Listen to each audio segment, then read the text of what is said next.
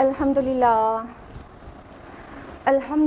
وحدہ والصلاة والسلام علی من لا نبی بعد واعوذ باللہ من الشیطان الرجیم بسم اللہ الرحمن الرحیم شہر رمضان الذی انزل فیہ القرآن ھدی للناس وبینات من الھدی والفرقان بسم اللہ الرحمن الرحیم رب اشرح لی صدری ویسر لی امری واحلل عقدۃ من لسانی یفقہوا قولی۔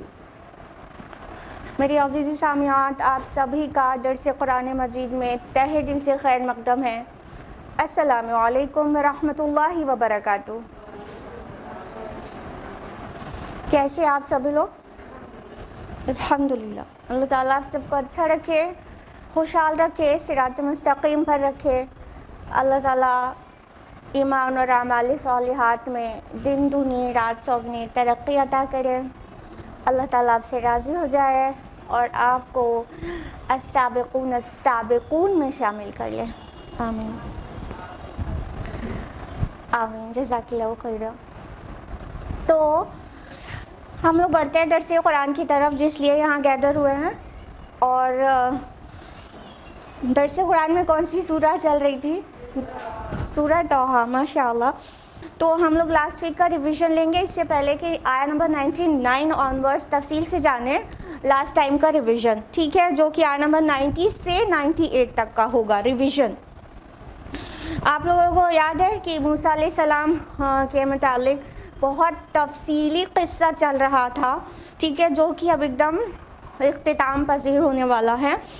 اور آیا نمبر 91 کے اکارڈنگ یہ ہے کہ ہارون علیہ السلام ان کو روک رہے تھے سامری کی بات ماننے سے اور شرک کرنے سے، بچڑے کو معبود بنانے سے روک رہے تھے ہارون علیہ السلام، لیکن وہ لوگ نہیں مان رہے تھے اور کہہ رہے تھے کہ ہم تو ایسے ہی کرتے رہیں گے، اسی کا اعتکاف کرتے رہیں گے جب تک کہ موسیٰ ہمارے پاس لوٹ کر نہیں آ جاتے۔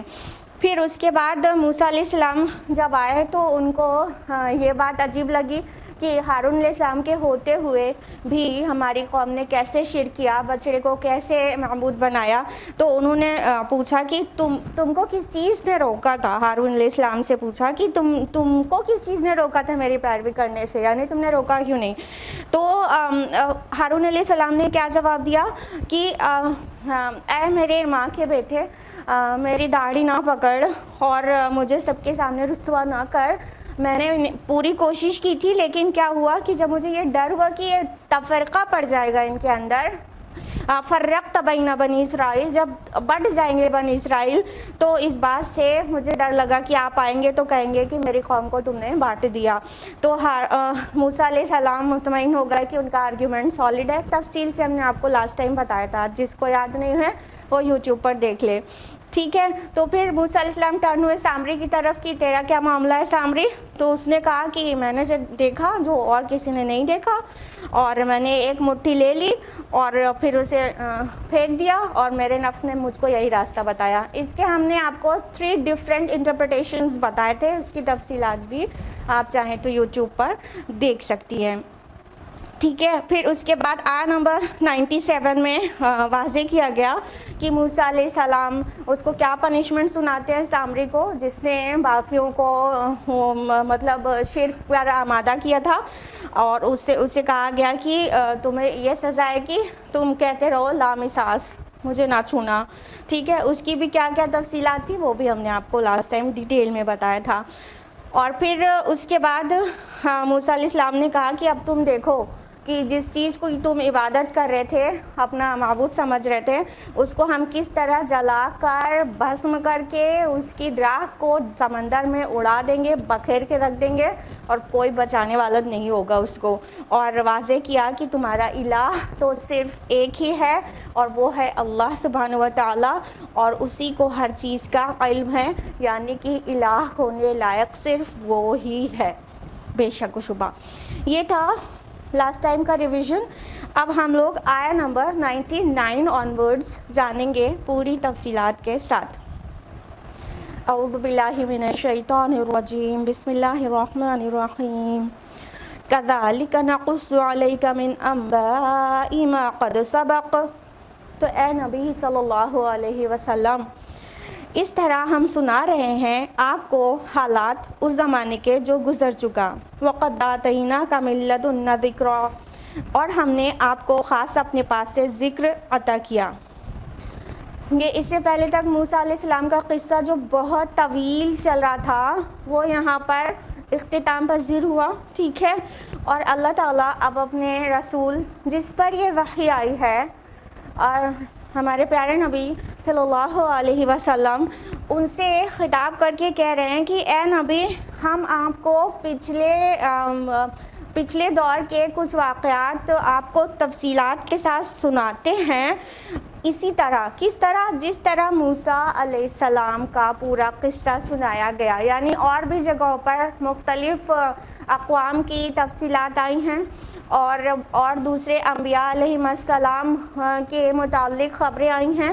تو اسی طرح موسیٰ علیہ السلام کی خبر بھی ہم نے آپ کو سنائی. اسی طرح کذالک, اسی طرح, اس سے کیا مراد ہے کہ مطلب جو بھی آپ کے پاس خبر آتی ہے وہ اسی طرح آتی ہے کہ ہم وحی کے ذریعے سے آپ کی طرف بھیجتے ہیں. ٹھیک ہے, اور جو یہ کہا گیا کہ جو اس سے پہلے کے حالات اور پہلے کے زمانے اور پہلے کے رسولوں کا قصہ آپ کو سناتے ہیں, تو اس کا ایک مقصد ہوتا ہے. ایک مقصد ہوتا ہے. اگر آپ غور کریں تو یہ سورت جہاں سے بگن ہوئی تھی اسی مقصد پر یہ لوٹ آئی ہے اینڈ میں بالکل. ٹھیک, اور اس کے درمیان میں جو موسیٰ علیہ السلام کا پورا قصہ سنایا گیا ہے وہ اسی مقصد کی وضاحت کے لیے تھا, اسی مقصد کی تکمیل کے لیے تھا. سٹارٹنگ کہاں سے ہوئی تھی؟ قرآن سے. ما انزلنا علیک القرآن لتشقی. ٹھیک ہے, ہم نے قرآن آپ پر اس لیے نازل نہیں کیا کہ آپ مشکل میں پڑ جائیں, مشقت میں پڑ جائیں. ہاں, بات وہاں سے شروع ہوئی تھی قرآن سے, اور قرآن کو نصیحت بتاتے ہوئے وہاں سے بگن ہوئی تھی. اور پھر اسی طرح دوسری قوموں کے اوپر بھی اللہ تعالیٰ نے ان کے رسولوں پر بھی وحی نازل کی. موسیٰ علیہ السلام کا پورا تذکرہ آیا کہ موسیٰ علیہ السلام نے کس طرح مطلب اس ظالم قوم کے ساتھ کیا معاملات پیش آئے. ان کے پاس پھر وحی آئی اور اللہ تعالیٰ نے ان کو رسول مقرر کیا, اور اس قوم نے ان کے ساتھ کیا کیا, فرعون اور آل فرعون نے کیا کیا. ٹھیک ہے, یہ ساری تفصیلات آئیں. تو یہ ایک طرح کی تنبیہ ہے اہل مکہ کے لیے اور رہتی دنیا تک کے انسانوں کے لیے کہ جو رسول کی بات نہیں مانے گا تو دیکھ لو انجام کیا ہوگا اس کا. ہاں, رسول اور رسول کے ساتھیوں کی فتح ہوگی الٹیمیٹلی, اور جو لوگ رسول کی تکذیب کرتے ہیں وہ کیا ہو جائیں گے؟ خوار ہو جائیں گے, وہ ذلیل ہو جائیں گے, اور وہ دنیا اور آخرت دونوں میں نقصان اٹھائیں گے.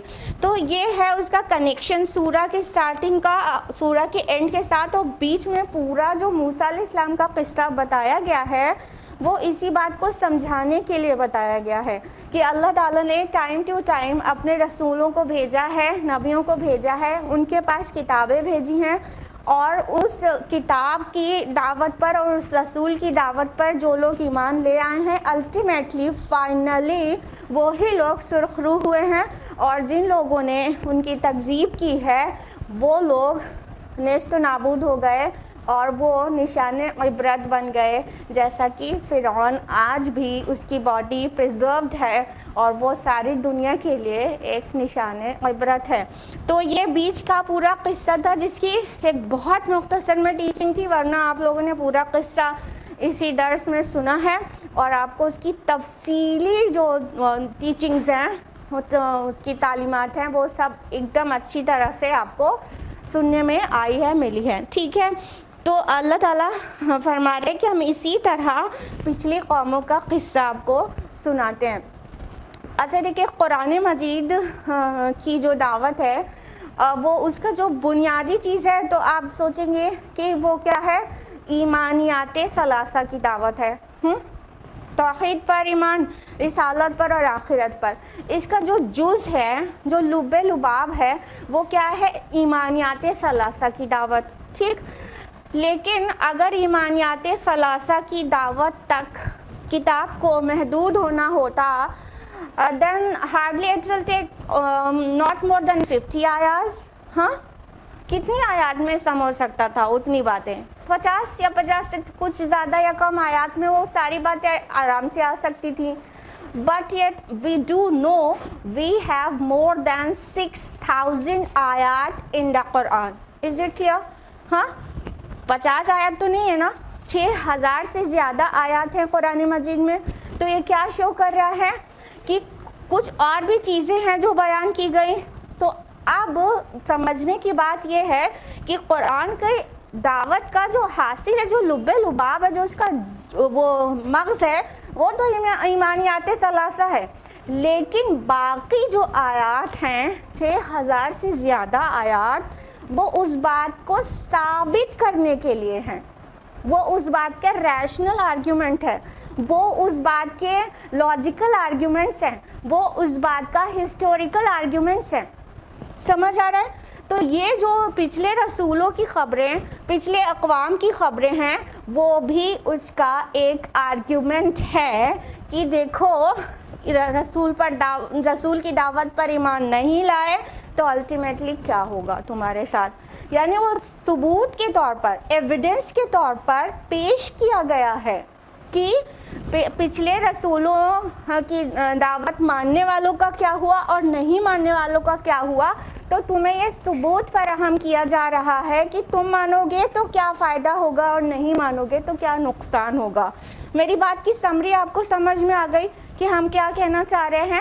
ہم یہ کہنا چاہ رہے ہیں کہ خالی ایمان کی دعوت دینا ہوتا اللہ کی کتاب میں تو 50 آیات میں بات سمجھ جاتی, لیکن 6,000 سے زیادہ قرآن کی آیات جو ہیں وہ ایمانیات کے دلائل ہیں, وہ آرگیومنٹس ہیں, ریشنل آرگیومنٹس بھی ہیں, لاجیکل بھی ہیں, ہسٹوریکل بھی ہیں, اور نصیحت, ذکر نصیحت کی طرح سے بھی ہیں, تنبیہ بھی ہے, کبھی کبھی بہت محبت سے نصیحت بھی ہے, بہت کچھ ہے. ٹھیک ہے, تو وہ چیزیں اس کو ثابت کرنے کے لیے ہیں, سمجھانے کے لیے ہیں.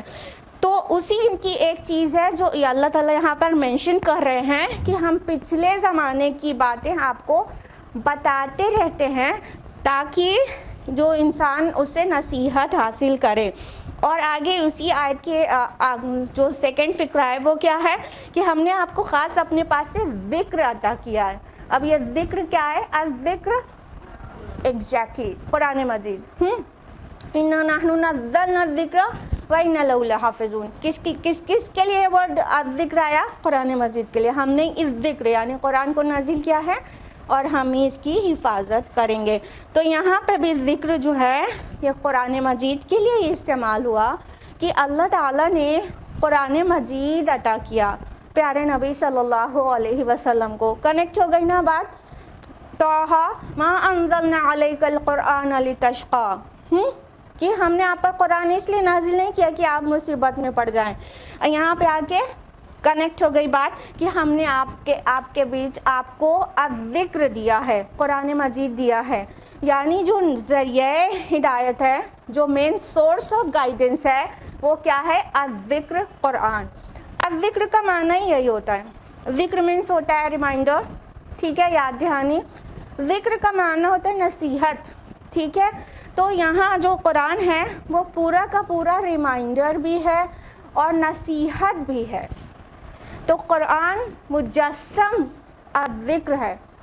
تو اللہ تعالیٰ فرما رہے کہ ہم نے آپ کی طرف ذکر نازل کیا ہے, یعنی یہ جو باقی جو لوگ جن کو آپ دعوت دے رہے ہیں انہیں چاہیے کہ وہ الذکر سے فائدہ اٹھائیں, اس کی نصیحت پر کان دھریں اور اپنے دنیاوی اور اخروی فلاح و کامیابی اور کامرانی حاصل کر لیں.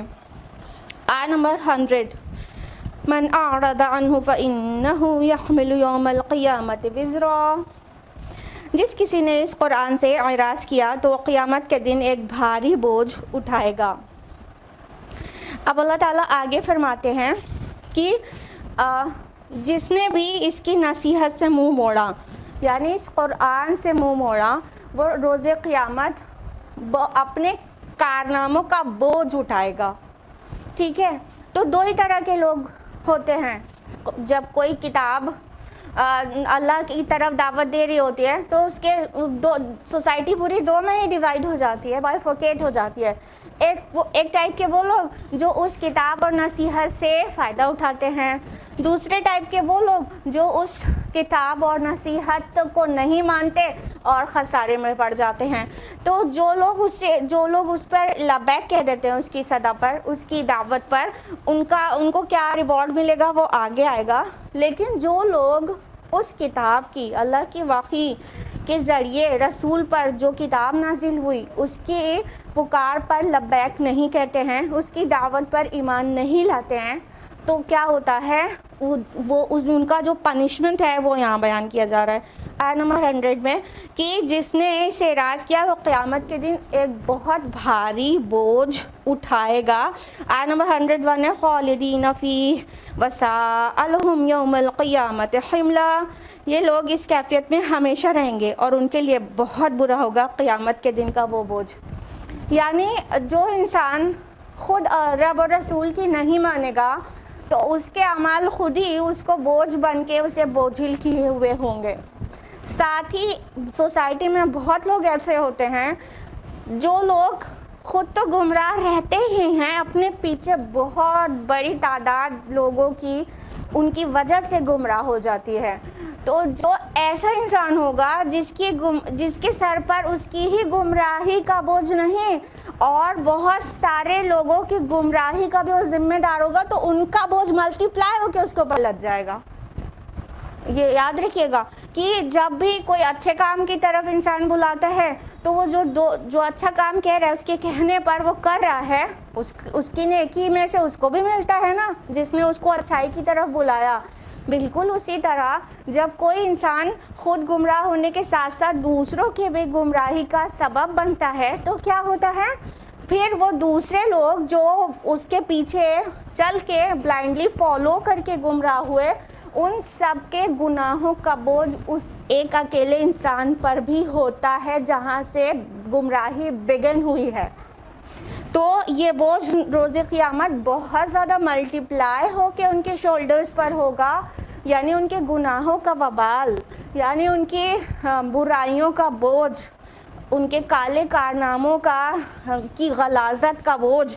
تو اللہ تعالیٰ فرما رہے کہ جو بھی اس قرآن کی دعوت پر لبیک نہیں کہے گا، اس سے نصیحت نہیں اخذ کرے گا، ہمارے نبی کی بتائے ہوئے طریقے زندگی کی طرح اپنی زندگی نہیں گزارے گا، تو کیا ہوگا، اور روز قیامہ بہت برا بوجھ اٹھائے گا، اور وہ بوجھ ایسا ہوگا کہ وہ ہمیشہ ہی اس پر لدا ہوگا اور وہ بہت پچھتائے گا، اور وہ بوجھ بہت برا بوجھ ہوگا۔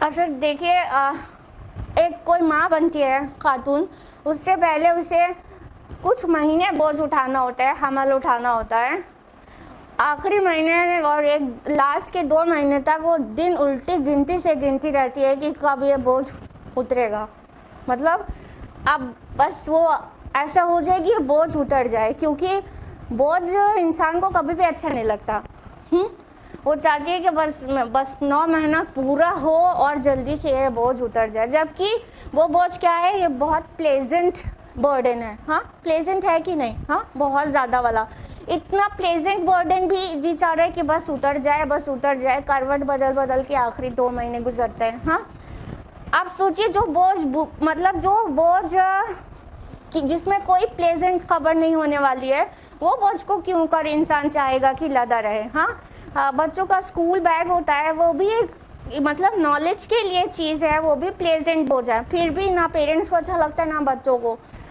پھر بے مطلب کا بوجھ لاد دیا جائے تو انسان کتنا برڈنڈ اور کتنا تھکا اور ہارا مطلب محسوس کرتا ہے، اور اس پل کا انتظار میں وہ بوجھ اٹھا کے گزار لیتا ہے کہ وہ عنقریب وہ اتر جائے گا۔ قیامت میں کہا جا رہا ہے خالدین فیہ، وہ اسی کیفیت میں ہمیشہ رہیں گے، بوجھل، اور بہت برا ہوگا وہ بوجھ۔ ابھی وہ بوجھ لدنے یا وہ بوجھ نہ لدنے والے دن باقی ہیں، یعنی آپ لوگ قیامت میں اگر پہنچ گئے ہوں گے ذہناً، تو ہم آپ کو واپس لا رہے ہیں کہ ابھی وہ دن باقی ہے کہ یا تو ہم اپنے لیے بوجھ کما لیں یا تو ہم اپنے لیے آسانیاں کما لیں. ہاں ابھی وہ دن باقی ہے, واپس آ جائیے اور ابھی سے طے کرنا ہے کہ کیا کرنا ہے کیا نہیں کرنا ہے, اور وہ صاف صاف صرف اسی کتاب سے پتہ چلے گا. انسان سوچتا ہے کہ ارے اتنی بات تو ہم کو معلوم ہے, اتنی تو معلوم ہے. کچھ نہیں معلوم. جب قرآن میں غوطہ زنی کرو نا تو لگتا ہے تو زندگی ختم ہو جائے گی اور اس کی ایک سورہ بھی پوری طرح سمجھ میں نہ آ پائے گی. ایک سورہ بھی, پورا قرآن تو چھوڑ ہی دیجیے, ایک سورہ بھی ہر پہلو سے ہر اینگل سے سمجھ میں نہیں آ پائے گی. اور ہدایت کے جتنے مطلب جتنے طرح سے ہدایت اس میں پنہا ہوتی ہے وہ بھی زندگی بھر سمجھ میں آتا ہی رہے گا اور کچھ نیا ملتا ہی رہے گا یہاں تک کہ انسان مر جائے گا. ٹھیک ہے, تو یہ ہے وہ قرآن. تو ایسے معلوم ایسے کچھ نہیں ہوتا. ہمارے اعمال جو متاثر نہیں ہو رہے ہیں, جو خوبصورتی اس میں نہیں آ رہی ہے, جیسے کہ تیسے ہے نا, اس کی وجہ یہی سب ہے. غفلت ہے اور سمجھتے معلوم تو ہے, معلوم ہونے سے کچھ نہیں ہوتا. ماحول لینے کی ضرورت ہے, قرآن میں ڈیلی بیسس پر غوطہ زنی کرنے کی ضرورت ہے, تب پتہ چلے گا کہ معلوم کتنا تھوڑا سا تھا اور ابھی معلوم چلتا ہی جا رہا ہے, تو سمجھ میں آتا ہی جا رہا ہے کہ بالکل ادھورا ہے, ابھی بھی ادھورا ہے, ابھی بھی ادھورا ہے. تو اس پہ قرآن میں غوطہ زنی کریں گے تو انشاءاللہ ہماری زندگیاں تب سنوریں گی, تب ہدایت پر آئیں گی, اور تب محسوس ہوگا کہ اگر ایسا نہ ہوتا تو ہم کتنا بوجھل ہو جانے والے تھے قیامت کے دن. آیت نمبر 102. یوم ينفخ في الصور ونحشر المجرمین یومئذ زرقا. جس دن سور پھونکا جائے گا اور ہم مجرموں کو اس دن اکٹھا کریں گے اس حالت میں کہ ان کی آنکھیں نیلی پڑی ہوں گی. اب اللہ سبحانہ تعالیٰ فرما رہے ہیں کہ وہ قیامت کی منظر کشی ہے. ٹھیک ہے, کہ جس دن سور پھونکا جائے گا. کس دن سور پھونکا جائے گا؟ روز قیامہ. سور کیا ہے؟ ٹرمپٹ کو کہتے ہیں, سور نرسنگے کو. ٹھیک, تو اسرافیل علیہ السلام کو اللہ تعالیٰ ٹرمپٹ وہ لیے ہوئے ہیں, بس اللہ تعالیٰ کے حکم کا انتظار کر رہے ہیں. جیسے ہی اللہ تعالیٰ کا حکم آئے گا وہ ٹرمپٹ میں, وہ سور میں, یا نرسنگا کہہ سکتے ہیں, آپ بگل کہہ سکتے ہیں, اس میں پھونک مار دیں گے. پھر جب وہ پھونک ماریں گے تو ایسی آواز ہوگی کہ آگے مطلب جس طرح ڈسکرائب کیا گیا ہے کہ ان کی آنکھیں نیلی پڑ جائیں گی. ابھی تفصیل سے آتے ہیں. تو یہ جو نفخ ہوگا وہ 2 ہوگا, کچھ اسکالرز کے نزدیک 3 نفخ ہوگا. ٹھیک ہے, جو سور پھونکا جائے گا وہ کچھ کے نزدیک 2 بار اور کچھ کے نزدیک 3 بار پھونکا جائے گا. تو زیادہ جو پرومیننٹ اوپینین ہے وہ 2 ہی نفخ کی ہے, نفخ اول اور نفخ ثانی. تو نفخ اول جو ہوگا, جب اسرافیل علیہ السلام جب پہلا بار سور پھونکیں گے تو کیا ہوگا کہ ساری دنیا میں جتنی بھی انسان ہیں اور جو کچھ بھی ہے یہاں سب تہس نہس ہو جائے گا اور سب کو موت آ جائے گی. ٹھیک ہے, جب نفخ ثانی ہوگا یعنی جب دوسری بار وہ ٹرمپٹ کو بلو کریں گے تو اللہ کے فرشتے, تو کیا ہوگا, سب ریوائیو ہو جائیں گے اور اپنے رب کی طرف اکٹھا ہونے کے لیے بھاگنے لگیں گے. ٹھیک ہے, تو یہ نفخ اول اور نفخ ثانی قرآن مجید سے واضح ہے. تو جو 3 کہتے ہیں تو وہ بھی مطلب اسکالرلی اوپینین 3 کی بھی ہے. بہرحال ہم نے آپ کو 2 والی اوپینین بتائی. تو اس دن, جس دن سور پھونکا جائے گا, اس دن کی ہیبت کو بیان کیا گیا ہے کہ یہاں پہ زرقا لفظ آیا ہے جو کہ ازرق کی جمع ہے. ازرق مینس ہوتا ہے بلیو, پتہ ہوگا نا آپ لوگوں کو, ازرق مینس بلیو. ٹھیک, تو وہ ان کی مطلب یہاں پہ آنکھ کے لیے ورڈ تو نہیں ہے, لیکن زرقا لفظ نیلی آنکھوں کے لیے استعمال ہوتا ہے. لیکن ایک اوپینین یہ ہے کہ پورا بدن ہی نیلا سا ہو جائے گا, کیونکہ جب خوف بہت زیادہ بڑھ جائے تو آکسیجن کی کمی ہو جاتی ہے باڈی میں. جب حد سے زیادہ خوف بڑھ جائے تو آکسیجن کی کمی ہونے لگتی ہے. جب باڈی میں آکسیجن کی کمی ہونے لگتی ہے تو پوری باڈی جو ہے بلوئش ہونے لگتی ہے, اور یہ بلوئش جو باڈی ہے اس کنڈیشن کو, آکسیجن کی جو شارٹیج ہے اس کو اناکسیا کہتے ہیں. تو اناکسیا کی کنڈیشن کی وجہ سے پوری باڈی, اٹ میں بھی پاسبل کہ پوری کی پوری باڈی بلوئش ہو جائے. ٹھیک ہے, یا تو پھر یہ آنکھیں جو نیلی ہو جائیں. ایسا بھی ہو سکتا ہے. اس کا ایک ایکسپلینیشن یہ بھی ہے کہ آنکھیں نیلی ہو جائیں. تو آنکھیں نیلی ہونا کیا مراد ہے؟ جو آنکھیں نیلی ہوتی ہیں وہ بلوئش وائٹ ہوتی ہیں. ٹھیک ہے, آنکھوں میں ایک دم ڈارک نیلا رنگ تو نہیں ہوتا نا, بلوئش وائٹ ہوتی ہیں. تو یہ کب ہوتا ہے؟ جب یہ بھی انتہا خوف کی وجہ سے ممکن ہے کہ انسان کی آنکھیں بے نور ہو جائیں, اسے دکھائی نہ پڑے. تو جو آنکھوں سے دکھائی نہیں پڑتا تو وہ دیکھا ہوگا پھولی پھولی سی اور سفیدی ایک دم نیلگو مائل سفیدی لیے ہوئے ہو جاتی ہیں. تو یہ بھی ممکن ہو سکتا ہے کہ اس دن کافروں کا یا اللہ کی بات نہیں ماننے والوں کا ان کے آنکھیں جو ہے وہ بے نور ہو جائیں, پتھرا جائیں جس کو کہتے ہیں, آنکھیں پتھرا جائیں جس کی وجہ سے نیلگو سفیدی آ جائے ان میں, تو اس کو کہا گیا ہے زرقا.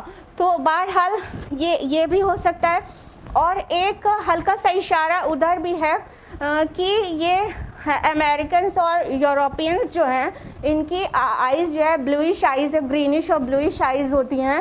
تو آن دا ہول جو قوم, سب لوگ نہیں, آن دا ہول موٹے طور پر جو ایک قوم جس کی میجورٹی گھوم رہا ہے, تو وہ کہہ سکتے ہیں کہ ویسٹرنرز جو ہیں, جو یوروپینز ہیں اور امریکنز ہیں, ان کی جو میجورٹی گھوم رہا ہے, اٹ میں بی پاسبل کہ یہ وہ ان کے لیے کہا گیا ہے کہ وہ جو نیلی آنکھ والے ہوں گے وہ دن جو ہے ان کے اوپر آئے گا. کہنے کا مطلب قیامت والے دن تو انتہا درجے کے بس بالکل نافرمان لوگ ہی بچیں گے نا جب قیامت آئے گی, مومن تو نہیں رہیں گے نا. تو ہو سکتا ہے اس کے لیے کہا گیا ہو, کیونکہ جب قرآن نازل ہوا تو اس وقت اہل عرب یہ جو ان کے ویسٹرنرز ان کے سائڈ سے تھے, یعنی یوروپینس, یعنی ایٹ دیٹ ٹائم رومنز کی آئیز بلوئش ہوتی تھی. تو یہ لوگ اس کو مطلب بلو آئیز کو ایک دشمنی سے مطلب وہ سمبل دیتے تھے. مطلب جو دشمن ہو, جو بہت برا ہو, جو ان کی نظر میں بہت نیگیٹیوٹی لیے ہوئے ہوتا تھا, بلوئش آئیز جس کی ہوتی تھیں, کیونکہ وہ رومنس کی تھی اور ادھر سے ان کے ساتھ دشمنی ہی رہا کرتی تھی. تو یہ بھی مطلب ہے. اور ابھی کے ٹائم پہ بھی یوروپینس اور امریکنس جن کی آئیز بلیو ہوتی ہیں, اگر آن دا ہول کسی قوم پر جو سب سے زیادہ ان کی تعداد جو گھوم رہا ہے وہ کہا جائے, تو اس کا یہ مطلب بھی ہوتا ہے کہ بلو آئیز والے, اور یا تو پھر ان کی آنکھیں پتھرا کر بے نور ہو جائیں گی, یا تو پھر زرقا کا معنی یہ ہوا کہ entire body will turn into blue. آگے فرمایا گیا آیت نمبر 103 میں, یتخافتون بینہم ان لبثتم الا عشرا, چپکے وہ ایک دوسرے سے کہہ رہے ہوں گے کہ تم نہیں رہے ہو دنیا میں مگر 10 دن. یعنی جب وہ قیامت کو دیکھ لیں گے تو اس کی ہولناکی اور بے چینی اور تکلیف اور خوف, وہ سب چیز سے دنیا کا سارا عیش و آرام رفو چکر ہو جائے گا. پھر بھول جائیں گے کہ وہ دنیا کماتے تھے جب, تو کہتے تھے 4 دن کی زندگی ہے, عیش کر لو, ہیو فن, ہاں مر جاؤ گے, ہاں. اور وہ بھول جائیں گے کہ وہ کہتے تھے کہ ارے موت, برزخ, قیامت, حساب وہ بہت دور کی بات ہے, یہ جو دکھ رہا ہے وہ یہ دنیا کی زندگی ہے, یہ دکھ رہا ہے نا, وہ کس نے دیکھا ہے. وہ سب طوطے اڑ جائیں گے ان کے, کیا کہنے لگیں گے آپس میں کچھ پھوسی آواز سے کہ ہم لوگ نہیں رہے ہیں دنیا میں مگر صرف 10 دن سے زیادہ نہیں رہے ہیں لگتا ہے. اور مطلب یہ خوف اور مطلب پچھتاوے کی انتہا ہوگی. دیکھیے ایسا لگتا ہے روز آخرت 10 دن یا 1 دن, ابھی اس سے بھی کم والے بھی آیات ہیں کہ 1 گھڑی 2 گھڑی, یہ والی بھی آیات ہیں, ابھی بتاتے ہیں. تو انسان جب کسی چیز پہ پچھتاتا ہے تو اس سے پہلے کا ٹائم تو ایسا لگتا ہے جیسے خواب دیکھو اور یہاں پہ آ گیا. اگر آپ دھیان دیں, اگر خدا نخواستہ کسی کی ہسٹری ایام الجاہلیہ جیسی گزری ہے, یعنی آپ محسوس کریں کہ آپ کو ہدایت بعد میں ملی اور پہلے کے جو ڈیز تھے وہ بہت غفلت والے تھے, اگر کسی کا ایسا ہے جیسا کہ میرا ہے, تو اگر ایسا محسوس کرتے ہیں آپ تو آپ غور کریے کہ ایسا لگے گا کہ وہ جو ایام الجاہلیہ میں جتنے دن گزارے ہیں وہ تو جیسے ایسے سوئے اور خواب دیکھا اور اٹھ گئے اور اتنے دن ہمارے چلے گئے، اتنے دن چلے گئے. ایسا نہیں لگتا؟ اس ایج میں پہنچنے کے بعد آپ جس بھی ایج کے ہیں اس سے پہلے کی چیز بہت جلدی سے گزر گئی، ایسا نہیں لگتا؟ جب ہم لوگ کو دنیا میں رہتے رہتے ایسا لگنے لگتا ہے کبھی کہ ارے 15-20 سال تو ادھر کے ایسے گزر گئے کہ جیسے لگتا ہے سو کر اٹھے اور سب خواب تھا، مطلب وہ سب پورا اتنی تیزی سے گزر گیا. کبھی ایسا لگتا ہے نا دنیا میں، کبھی ایسا لگتا ہے جب انسان بہت زیادہ ورک نہیں کیے رہتا ہے، بہت زیادہ نیکی نہیں کمائے رہتا ہے، تو اس کو پہلے کے دن لگتا ہے ایسے کھیل تماشے میں ہو کے گزر گیا اور ہم سوئے تھے اور ابھی اٹھ گئے. یا فلمی اسٹائل میں جیسے دوڑتے دوڑتے ہیرو جوان ہو جاتا ہے، ایسے لگتے ہیں نا، مطلب سڈنلی ہو گیا ایسا نا. تو جب ابھی ہمیں دنیا میں رہتے ہوئے ایسا لگ جاتا ہے کبھی کبھی، تو پھر آخرت میں کیوں کر نہ لگے گا. تو ایک بات تو یہ ہوئی کہ جب ریوائیول ہوگا، جب ریزریکشن ہوگا، سب لوگ واپس زندہ ہوں گے، تو کیا ہوگا کہ وہ ان کو لگے گا دنیا میں ہم 10 دن سے زیادہ نہیں رہے. اور ایک اوپینین یہ بھی ہے کہ جو برزخی زندگی ہے اس کے لیے کہا جا رہا ہے، کیونکہ دونوں ہی چیز کے لیے انسان کو وہاں ایسا محسوس ہوگا، یعنی دنیا کی زندگی کے لیے بھی، اور موت آنے کے بعد جو قبر میں ہے، جو برزخی زندگی ہے، جو آڑ ہے ریزریکشن سے پہلے کی، وہ والی زندگی بھی ایسا ہی محسوس ہوگی کہ ابھی تو ہم کہیں جا رہے تھے اور سامنے سے گاڑی آ رہی تھی، اس کے بعد ہمیں ہوش آیا ہے ابھی فوراً. مطلب وہ برزخی زندگی، یعنی جب مر گیا انسان اور پھر ریوائیو ہوا، تو وہ والی زندگی بھی بہت چھوٹی سی لگے گی. تو ممکن ہے اس کے لیے کہا جا رہا، اور دونوں چیز کی ممکنات ہیں اور دونوں سائملٹینیسلی بھی ہو سکتا ہے. ٹھیک ہے، اور دونوں چیز قرآن سے ثابت ہے کہ دونوں ہی چیز اتنی ہی چھوٹی لگے گی، دنیا کی زندگی بھی اور برزخی زندگی بھی. یہاں پہ تو 10 دن کہا گیا ہے. سورہ مؤمنون پڑھیے، سورہ نمبر 23 آیت نمبر 112 اور 113 میں. اس میں کہا ہے اللہ تعالیٰ جب پوچھیں گے اسے بتاؤ تم دنیا میں کتنی دیر ٹھہرے، تو وہ کہیں گے 1 دن یا 1 دن کا کچھ حصہ، کچھ پہر. اور پھر وہ کنفیوز ہو کے یہ بھی کہیں گے گننے والوں سے پوچھ لیجئے، یعنی جو ایکسپرٹس ہیں، جو میتھمیٹکس کے، جو کاؤنٹنگ کے، جو کیلکولیشن کے ایکسپرٹس ہیں، ان سے پوچھ لیجئے ہم سچ میں اللہ پاک ہم تو سچ میں بہت تھوڑی دیر رکے، 1 دن یا 1 دن کا کچھ حصہ، یعنی 1-2 پہر. اتنا بھی کم لگے گا کسی کو وہاں کی ہولناکی اور پہاڑ جیسا دن دیکھ کر. اور اتنا ہی نہیں، سورہ روم سورہ نمبر 30 آیت نمبر 55 میں کہا گیا کہ تم دنیا میں کتنے دیر ٹھہرے ہو، تو وہ کہیں گے کہ ہم 2 گھڑی رہے ہیں بس دنیا میں، اور اس سے زیادہ نہیں.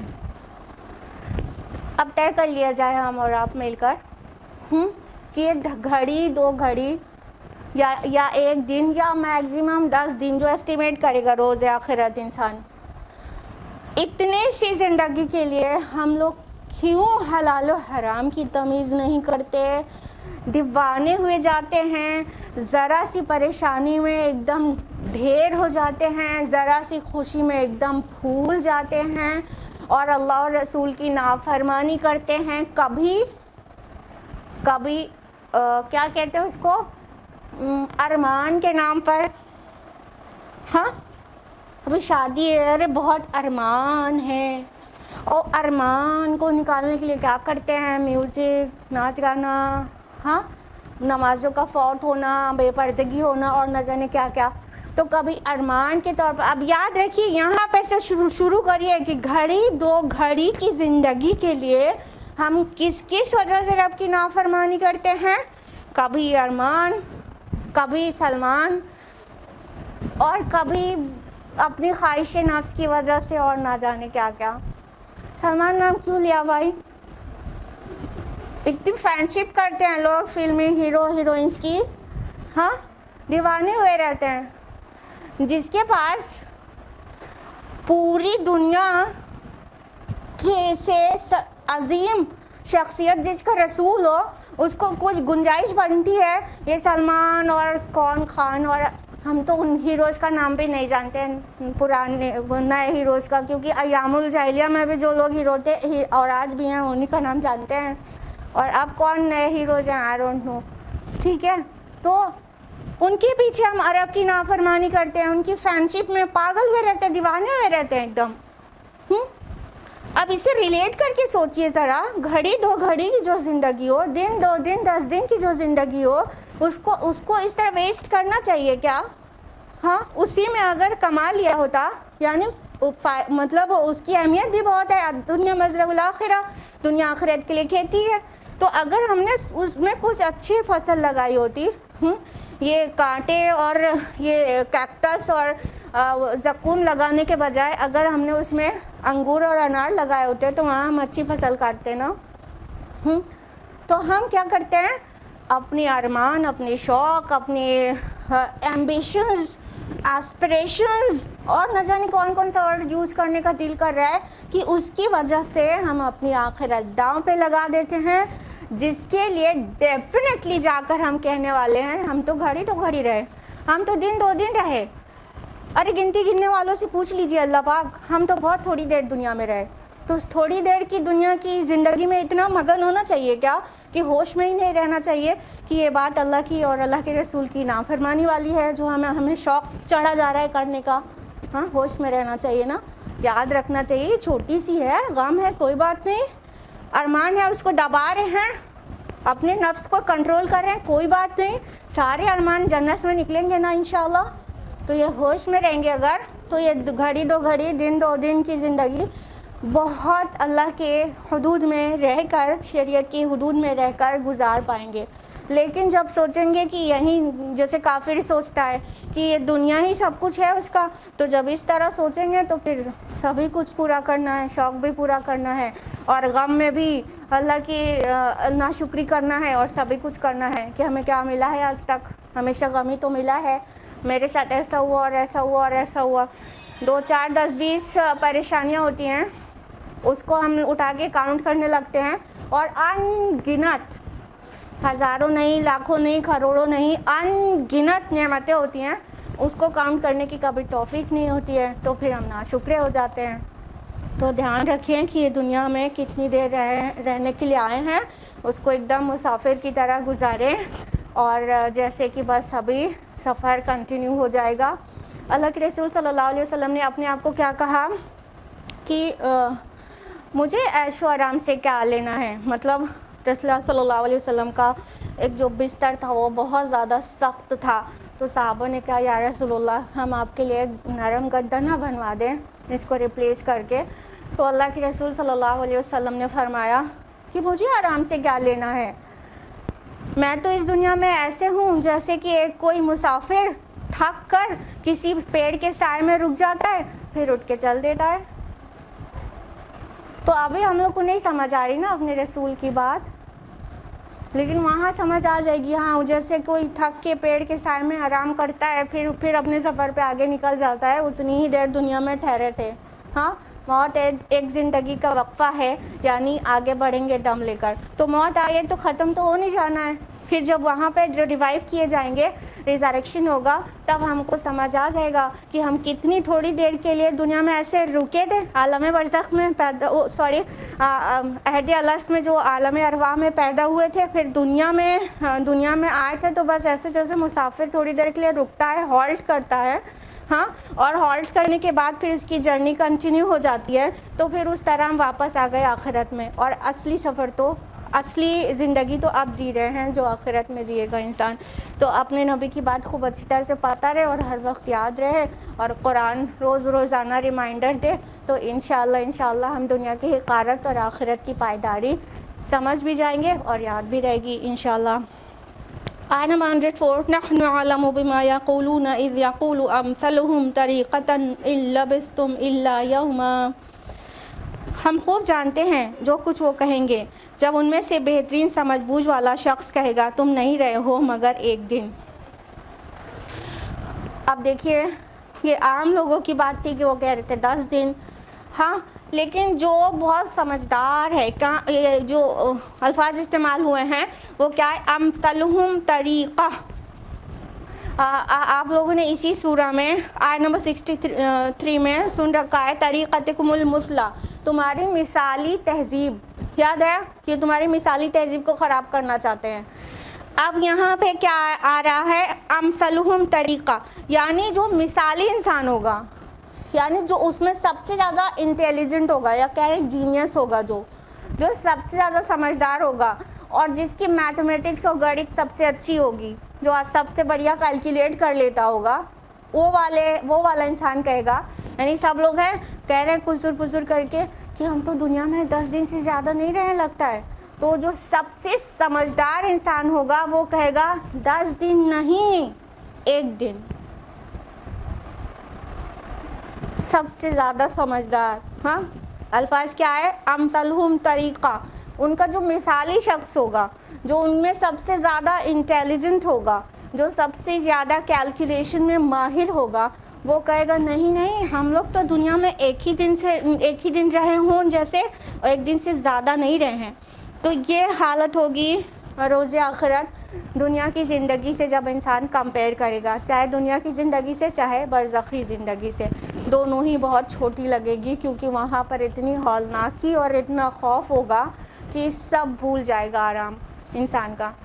جب کہیں آرام کے بعد کہیں تکلیف کے میں جاؤ تو آرام کہاں یاد رہتا ہے؟ پھر تو لگتا ہے صرف تکلیف ہی تکلیف ہے۔ آرام یاد کس کو رہتا ہے کہ کبھی آرام سے بھی رہے تھے؟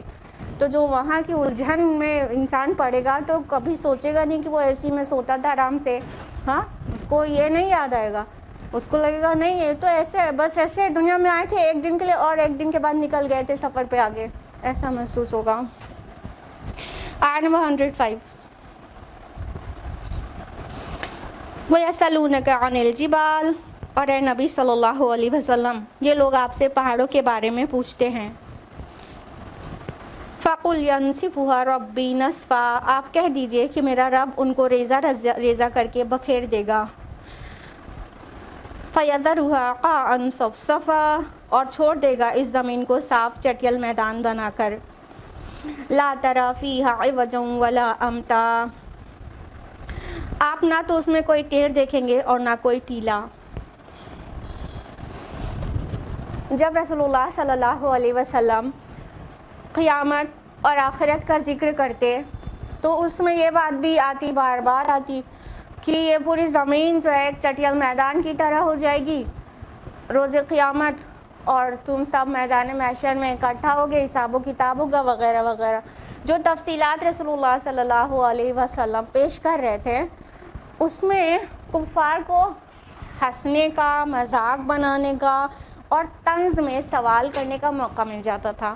ان میں سے ایک سوال یہ بھی تھا کہ اچھا آپ کہتے ہیں سب میدان ہو جائے گا، سب بھاگیں گے، چٹیل میدان ہو جائے گا، تو یہ جو اتنے بڑے بڑے پہاڑ ہیں وہ کہاں چلے جائیں گے؟ یہ طنز میں کفار کا سوال ہو جاتا تھا کہ یہ پہاڑ پھر کہاں چلے جائیں گے؟ جو تصویر آپ ہمیں دکھا رہے ہیں قیامت کی، تو یہ اتنے جمائے پہاڑ جو چاہے کتنا بھی طوفان آئے ٹس سے مس نہیں ہوتے، یہ کہاں چلے جائیں گے؟ تو اللہ تعالیٰ نے ان کا سوال کوٹ کر کے جواب دلوایا ہے اپنے نبی سے کہ آپ سے پوچھتے ہیں پہاڑوں کے بارے میں، کہہ دیجئے میرا رب تو ان کو ریزہ ریزہ کر کے بکھیر دے گا۔ یعنی جو قیامت کی آواز ہوگی، جو ٹرمپٹ بلو کیا جائے گا، وہ اتنی ہولناک ہوگی کہ سب کچھ تہس نہس ہو جائے گا، اور یہ جو پہاڑ ہے نا یہ مطلب چور چور ہو جائے گا۔ اللہ تعالیٰ کے لیے کیا مشکل ہے کہ پہاڑ ریزہ ریزہ کر دے؟ غور کریے گا کبھی، یہ جو ریت ہوتی ہے ریگستان میں وہ کیا ہوتی ہے؟ جو ریت کے پارٹیکلز ہوتے ہیں یہ اس کی کوئی ویلیو نہیں ہوتی، ہوا آتی ہے اور ایسے اڑنے لگتے ہیں، ہاں اوپر سے اڑنے لگتے ہیں۔ تو یہی جو ریت کے پارٹیکلز ہیں یہی جمی صورت میں پہاڑ ہیں، اور کیا ہے؟ کچھ اور ہے کیا؟ ہاں یہ ذرات جم گئے ہیں تو پہاڑ ہیں، یہ ایک دم الگ الگ ہیں پسے ہوئے تو یہ ریت کے ذرات ہیں۔ ریت کے ذرات کے متعلق کوئی سوال نہیں پیدا ہو رہا، لیکن پہاڑ کے متعلق سوال پیدا ہو رہا ہے۔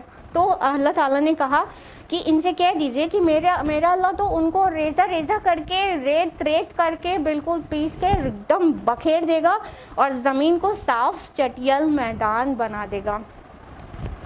اب وہ قیامت کی جو وہ یہ منظر کشی ہے اس کی حقیقت پہ آ جائیے. جب وہ فارم ہوئی تھی یہ ہماری لینڈ جو ہمارے جینے لائق بنی ہے, وہ کیسے فارم ہوئی تھی اور پھر وہ فلیٹن کیسے ہو جائے گی, کیوں کر ہو جائے گی, ریزن بھی جانتے ہیں آج. دیکھیے اللہ تعالیٰ نے جب آدم علیہ السلام کو زمین پر بسانے کا ارادہ کیا تو اس سے بہت پہلے سے یہ زمین رہنے لائق بنتی چلی جا رہی تھی. ٹھیک ہے, جیسے سائنس ڈسکرائب کرتی ہے, اٹس نتھنگ رانگ, کہ وہ پہلے آگ کا گولا تھی, پھر ٹھنڈی ہوئی, پھر اس پہ پانی, اور پانی کے لیے انزال ورڈ آتا ہے قرآن حکیم میں. تو ایکچولی H2O جو ہے, کیمیکل فارمولا بتا رہے واٹر کا, یہ H2O جو ہے وہ اوپر سے نازل ہوا ہے, پانی نہیں تھا نا پہلے. پھر اللہ تعالیٰ نے آسمان سے پانی نازل کیے, بادل کی بات نہیں کر رہے ہیں, یہ جیسے پانی اتارا جب آتا ہے نا, مطلب آسمان سے پانی اتارا تو فوراً سب کے دماغ میں آتا ہے کہ جو بادل ہے یہاں سے پانی بارش ہوتی ہے اسی کو کہا جا رہا ہے. وہ بھی سمجھیں تو کوئی مسئلہ نہیں ہے, وہ بھی اوپر ہی رہتا ہے پھر اترتا ہے. لیکن ایکچولی جو پانی سب سے پہلے وہ یہ گلوب پر آیا ہے یہ آسمان سے نازل ہوا ہے. H2O اللہ تعالیٰ نے آسمان سے نازل کیا ہے. آپ کو پتہ ہے چاہے مارس ہو چاہے کوئی بھی پلینٹ ہو, وہاں پر سائنٹسٹ پانی کھوجتے رہتے ہیں. پانی مل جائے تو لائف کا پاسبلٹی پتہ چل جائے نا, پانی ڈھونڈتے رہتے ہیں, H2O بس ڈھونڈتے رہتے ہیں. ٹھیک ہے, تو یہاں پر جو زمین جب آگ کا گولا تھی پھر اس پر پانی نہیں تھا تو اللہ تعالیٰ نے پانی نازل کیا. ٹھیک ہے, اب پانی نازل کیا تو اگر ایک فٹ بال اپنے ذہن میں لائیے جس کی سرفیس ایک دم پلین ہے. ٹھیک ہے, اب پانی اس پہ نازل ہوتا تو کنٹین کرنے کے لیے پانی فلیٹ پہ تو نہیں ٹک سکتا ہے, ٹک سکتا ہے کیا؟ یا ایسے بال ہے سرفیس اس پہ ٹک سکتا ہے کیا؟ ہاں, اس کے لیے کیا چاہیے؟ پیالہ چاہیے. ہاں, کچھ ایسا چاہیے جو گہرا ہو جس میں پانی کنٹین ہو سکے. رائٹ, تو اس سے پہلے کہ پانی نازل ہوتا زمین کی جو جیولوجی پورا بتاتی ہے کہ پھر فولڈنگ فینومینا کے ذریعے پہاڑ اور کھائی گہرائی وجود میں آئی ہے. ٹھیک ہے, تو جو فولڈنگ ہوئی ہے ارتھ پہ, ارتھ کرسٹ کی فولڈنگ ہوئی. فولڈنگ کس کو کہتے ہیں؟ یعنی جو ارتھ کرسٹ ہے وہ نیچے اتری اوپر چڑھی, نیچے اتری اوپر چڑھی, اس طرح سے. ٹھیک ہے, تو جو فولڈنگ فینومینا کے ذریعے یہ کچھ حصے ابھارے گئے اور کچھ حصے دھنسائے گئے. اب جو دھسے ہوئے حصے ہیں وہ سمندر بن گئے اور دریا, اور یعنی وہ پیالے بن گئے کہ جب اللہ پاک اوپر سے پانی نازل کرے تو اس کو کنٹین کرنے کے لیے گہرا کوئی وہ ہو, وہ کوئی چیز ہو گہری جس میں واٹر کنٹین ہو سکے. اگر آپ کو لگتا ہے کہ یہ جو جتنی سوائل کے اندر پانی چلا جاتا ہے اتنے میں ہماری زندگی چلتی ہے تو بالکل غلط لگتا ہے. بارش ہوتی ہے, پانی ڈیفینیٹلی زمین کے اندر جاتا ہے, پیوریفائی ہوتا ہے, لیکن اتنے پانی سے ہماری زندگی نہیں چلتی ہے نا. وہ جو سمندر ہیں بہت بڑے بڑے جو کہ مور دین 66% پارٹ ہے, یعنی 2/3 پارٹ جو ارتھ کا ہے پورا وہ پانی ہے. تو وہ جو واٹر باڈی ہے, جو سمندر ہیں, وہاں سے ایوپریشن ہوتا ہے. جب سورج کی گرمی اس پہ پڑتی ہے واٹر ایوپریٹ ہوتا ہے. ایوپریٹ ہونے کے بعد وہ اوپر جاتا ہے بادلوں کی شکل میں, اس کا کنڈنسیشن ہوتا ہے, وہاں پہ اسٹور ہوتا ہے, پھر وہ برف کی فارم میں ایون سولیڈیفائی بھی ہو جاتا ہے, اور جب اللہ تعالیٰ کی مرضی ہوتی ہے تو وہ اترتا ہے قطرہ قطرہ کر کے, جس کو ہم بارش کہتے ہیں. تو یہ سمندر سے ایوپریٹ, اتنی بڑی سرفیس سے ایوپریٹ ہو کے بادل بنتا ہے تب واپس نیچے اترتا ہے نا. اور وہ جو ہم لوگ چھوٹے چھوٹے واٹر فلٹر اپنے گھر پہ لگاتے ہیں نا, تو پوری دنیا کے انسان مل کے, پوری دنیا کے سائنٹسٹ مل کے پوری انسانیت کے لیے واٹر فلٹر پلانٹ لگانا چاہتے ہیں تو عاجز آ جاتے ہیں. لیکن اللہ تعالیٰ نے جس طرح ایوپریشن, کنڈنسیشن, دین رین کا جو سسٹم میں بنایا ہے اوپر بادلوں کا, وہ اس سے فار سپیریئر ہے. تو اللہ تعالیٰ نے ایک پیوریفائر لگا دیا, بادلوں کی شکل میں جائیں گے پھر پیوریفائی ہو کر اتر آئیں گے. ٹھیک ہے, اب ہم آپ کو یہ بتا رہے تھے کہ جب تک گہرائی نہیں ہوتی تو واٹر کنٹین کہاں ہوتا, اور جب واٹر کنٹین نہیں ہوتا تو مطلب آدم پانی سے بنائے گئے, یعنی مٹی پانی ڈال کے سانی گئی تھی نا, ٹھیک ہے, تو پانی سے بنائے گئے. ہم سب کی پانی ایک دم بیسک نیڈ ہے, پانی کے بغیر لائف نہیں ہو سکتی تھی, تو اللہ تعالیٰ نے اس کا انتظام کیا, ٹھیک. تو یہ پھر اسی طرح ارتھ کو مطلب شیپ اپ کیا گیا کہ ہم یہاں پر سروائیو کر سکیں. اس سے پہلے کہ آدم علیہ السلام زمین پر آتے, یہ پہاڑ بنائے گئے فولڈنگ فینومینا کے ذریعے. اسی وجہ سے پہاڑ جتنے اوپر دکھتے ہیں نا, اس سے بھی زیادہ گہری ان کی روٹس ہوتی ہے اسی شیپ میں. جس طرح ٹپ اوپر پتلی اور نیچے سے چوڑا ہے, اسی طرح نیچے سے چوڑا, اندر سے چوڑا ہوتے ہوتے نیچے جا کے پھر پتلا ہو جاتا ہے. اس کو ماؤنٹین کی روٹس کہتے ہیں, ٹھیک ہے. تو یہ اونچائی گہرائی ریجز فروز اور یہ ساری چیز بنی تاکہ واٹر کنٹین ہو سکے. اب جب قیامت آئے گی تو قرآن مجید میں بہت جگہ ڈسکرپشن ہے نا کہ مطلب سمندر پھاڑ دیے جائیں گے, بھڑکا دیے جائیں گے اور زمین کود ڈالی جائے گی, ٹھیک ہے. تو پھر کیا ہوگا, اب پھر سے یہاں پہ لائف نہیں چاہیے تو کیا ہوگا, سارے پہاڑ ریزہ کر کے فلیٹن کر جائیں گے اور وہ سارا سمندر پٹ جائے گا اور زمین پوری فلیٹن ہو جائے گی. اب اس طرح ہیومن لائف کے لیے مطلب پانی کی ضرورت سروائیول کے لیے نہیں بچے گی نا, اس کے بعد لائف رہے گی لیکن لائف سروائیول کے لیے واٹر کی ضرورت نہیں ہوگی نا. جنت میں بھی کھانے کو ملے گا لیکن وہ جینے کے لیے نہیں ہوگا نا, وہ ٹیسٹ کے لیے ہوگا, رائٹ. تو کیونکہ وہاں پہ تو موت آنی نہیں ہے, جب یہ دوبارہ زندگی ملے گی تو موت تو آنی نہیں رہے گی. تو پھر کیا ہوگا, لائف سروائیول کے لیے واٹر نہیں چاہیے تو یہ پہاڑ دب کے, یعنی وہ ریزہ ہو کے, سمندر کی گہرائی, ندیوں کی گہرائی سب پٹ کر پورا فلیٹن ہو کے میدان محشر تیار ہوگا. اسی زمین پر ہوگا جہاں ہم اور آپ رہتے ہیں. مت تصور کیا کریے کہ میدان محشر یعنی آسمان پہ کہیں کوئی زمین ایسے چپٹی سی بچھا دی جائے گی, نہیں, یہی زمین کو فلیٹن کر دیا جائے گا. اور یہ ابھی بال ہے, وہ بال بھی نہیں رہ جائے گی, فلیٹن کر دیا جائے گا پورا, اونچائی نیچائی سب چلی جائے گی. ابھی کلیئر ہو گیا ہم بتانا کیا چاہ رہے ہیں. یعنی یہ اونچائی ہمارے اس کے لیے ریکوائرڈ تھی ہماری لائف کے لیے. اب یہ اونچائی کیوں ریکوائرڈ تھی؟ ایک تو پہاڑوں کا فنکشن قرآن میں یہ بیان کیا گیا ہے تاکہ وہ تمہیں لے کے لڑک نہ پڑے. والجبال اوتادا, اور ہم نے پہاڑوں کو میخوں کی طرح گاڑ دیا تاکہ وہ تمہیں لے کے لڑک نہ پڑے. تو یہ جو ارتھ کرسٹ ہے, جو اندر کے فلوئڈ, ہاٹ فلوئڈ پر تیر رہی ہے, اس پر جہاں جہاں وہ ٹوٹی ہوئی ہے پلیٹس میں, وہاں ماؤنٹین رینجز ہیں. یعنی یہ ارتھ کرسٹ کو ایسے فکس کرتے ہیں تو ہم سٹیبل وے میں چل سکتے ہیں زمین پہ.